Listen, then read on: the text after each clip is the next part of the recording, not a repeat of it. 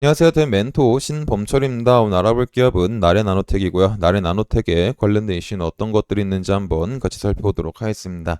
일단 나래나노텍에 대한 제품별 판매 비중을 살펴보게 되면은 이 디스플레이 패널 제작을 위해서 감광역을 기판에 도포한 후 건조된 노광된 패턴을 현상할 때 쓰이는 이 포토 장비 같은 경우는 21년도에는 매출 비중이 72%나 차지할 정도로 가장 많은 매출액을 올렸었고, 이 OLED용 플렉서블 기판 제작 장비로 글라스에 폴리이미드 재료를 도포한 후 경화할 때 쓰이는 코팅 장비 같은 경우는 10%로 차지하고 있는 매출액이 미미했다라는 겁니다. 하지만 23년도 3분기로 흘러가게 되면은 코팅 장비에 대한 매출 비중이 52.57%까지 상승한다라는 거죠. 물론 이 기간 동안 나래나노텍에 대한 포토 장비에 대한 매출액이 줄어든 부분도 있긴 하지만은 이 짧은 시간 동안 코팅 장비에 대한 매출액이 상승할 수 있었던 이유는 지속적으로 OLED 공정 타입이 변하고 있기 때문이다라는 겁니다. 과거 OLED 초반까지만 해도 이런 딱딱한 유리 기판이 만들어진 리지드 OLED가 어떤 선두를 달렸었다면, 지속적인 연구 개발 끝에 이제 롤러블과 스트레쳐블과 폴더블이 개발이 되면서 많은 패널 업체들이 이 플렉시블 OLED와 폴더블 OLED를 채택하면서 이 코팅 장비에 대한 매출도 같이 상승했었다라는 거죠. 그리고 특히 나래나노텍이 장비를 납품하고 있는 삼성 디스플레이 흐름을 보게 된다면은, 삼성전자가 2019년도에 폴더블 시리즈를 출시를 하면서 지속적으로 리지드 OLED 타입에서 넘어가서 현재 플렉시블 OLED 타입으로 넘어가고 있는 상황이다라는 겁니다. 그래서 삼성전자에 대한 폴더블 판매량이 호조를 이루게 되면서 이 플렉시블 OLED 라인에 대한 공장 증설이 일어나게 되면은 나래 나노텍에 대한 매출액에도 긍정적인 상황이 연출될 수 있다라고 볼 수 있을 것 같습니다. 그래서 제일 중요한 게 삼성전자의 이 폴더블 폰이 얼마나 많이 판매가 되고 있고, 또 이 플렉시블 OLED 기판이 얼마나 많이 출하가 되고 있는지를 판단하는 게 좋을 것 같습니다. 그래서 이 부분에 대한 이슈를 보게 된다면은, 일단 결론적으로 삼성 디스플레이의 이런 플렉시블 OLED 패널 출하량은 작년 상반기 24년 상반기 같은 경우는 전년도 대비 22% 정도 줄어들 예정이다라는 겁니다.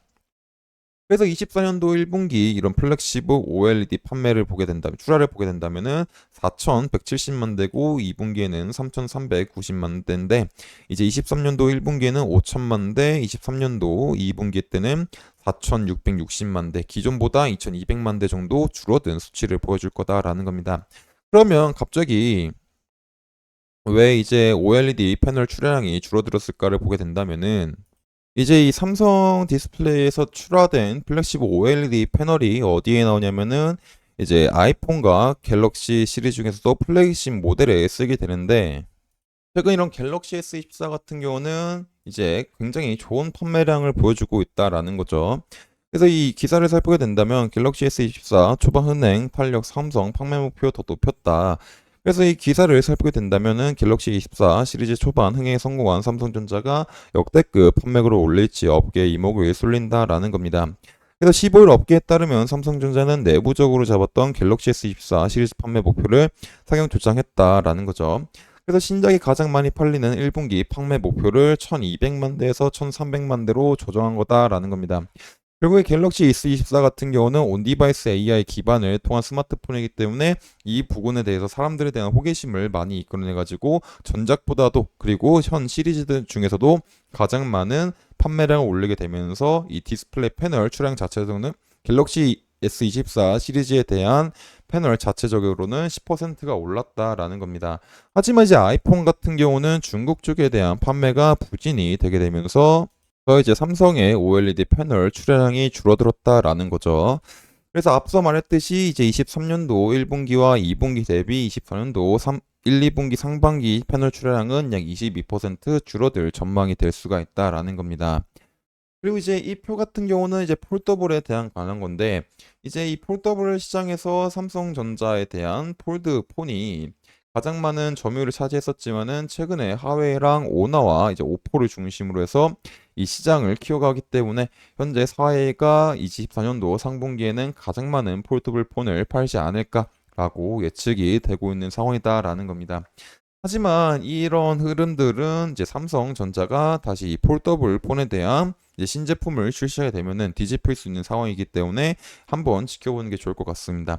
그래서 이제 이런 부분들은 제가 지속적으로 살펴볼 예정이다 보니까 나래나노텍에 관심 있으신 분들은 제 영상을 시청해 주시면 감사하겠습니다. 그리고 이제 나래나노텍 같은 경우는 OLED 사업에서 많은 매출이 나오긴 하지만 2차 전지 사업에도 진출했다라는 거죠. 그리고 아직까지는 이 2차 전지에 대한 매출 비중이 20 적지만은 올해 매출액 2차 전지 사업 비중이 20% 이상 차지할 것으로 예상이 된다라는 겁니다. 그래서 장동원 나래나노텍 대표는 12일 지난해 실적 중 미미했던 2차 전지 장비 부품 사업 비중이 올해 20% 이상의 내년에는 더 커질 것으로 전망이 밝혔다라는 겁니다. 그래서 추가적으로 밑에 내용을 조금 더 살펴보게 된다면은 나래나노텍은 올해를 기점으로 2차 전지 장비 부품 사업을 디스플레이 장비에 이어 회사 실적을 구성하는 양대 축으로 만든다는 전략이다. 나렌타노텍은 그동안 감광의 쿼터 장비 등 디스플레이 사업 전체 실적 중 80% 이상 차지했다. 나렌타텍은 2차 전지 장비 부품 사업을 강화하기 위해서 지난해 말 폴란드의 현지 법인을 설립한 데 이어 올해에는 북미 지역에도 진출할 계획이다라는 겁니다. 그래서 장 대표는 유럽, 북미 등 해외 주요 지역에 법인을 구축해 현지에서 2차 전지 제조 사업장을 운영하는 업체들을 금접 지원할 것이라며 올해를 기점으로 2차 전지 장비 부품 사업이 본궤도에 오를 것이라고 덧붙였다라는 겁니다. 그래서 아직까지 나래나노텍은 디스플레이 분야에서 강점을 보이는 기업이지만은 2차 전지 사업에도 진출한 만큼 이 분야에서 24년도에 얼마나 많은 매출을 올릴지 지속적으로 살펴봐야 될 것 같습니다. 그리고 이런 부분들은 제가 지속적으로 확인할 예정이기 때문에 나래나노텍에 관심 있으신 분들은 제 영상을 시청해 주시면 감사하겠습니다. 그래서 나래나노텍에 대한 주가를 살펴보게 되면은 사실 나리나노텍 같은 경우는 이제 주봉상에서 봤었을 때 이제 매물대 부근이 이제 8,000원 부근과 약 7,500원 부근이 있죠. 그리고 이런 8,000원과 7,500원 부근은 추세선이라고 불릴 수 있는 60평선 부근이기 때문에 한 번에 돌파하지 못한 상황이다라는 겁니다.